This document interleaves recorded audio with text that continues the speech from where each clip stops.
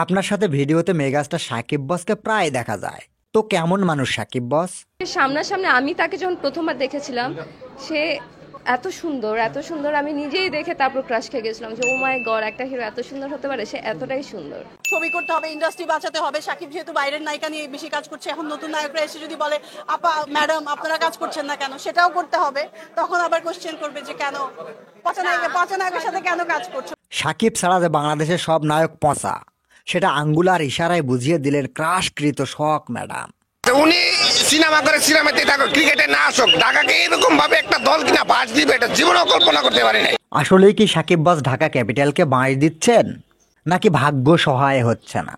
Exactly fashion follow করা Bollywood Hollywood আলাট Bollywood হলিউডকে follow করে fashion ডিজাইনের পোশাক কালেক্ট করেন সামিরা খান মাহি, যাতে সবকিছু স্পষ্ট বোঝা যায়। গানের সব থেকে ভালো আর সঠিক বাংলাটা হচ্ছে, গাড়ির ভিতর প্যান্ট খুলতে কষ্ট হয়, তাই চেন লাগিয়েছি, সহজ হবে যখন তখন। এই যে বিয়ের পরে প্রেম করলে তাকে কি বলে তুমি কি জানো? কি? পরকিয়া। হ্যাঁ, এটা তো ভালো। ভালো? পরের উপকার যে করে। কি? ঠিকই তো বলেছে, পরকিয়া মানে পরের উপকার। পাগল হয়েস। এই যে বিথি, তোমার উপকারেই লাগছে তোমারই বর। আমি কিচ্ছু বুঝি নাই, তবে বুঝবো কিছুদিন পর।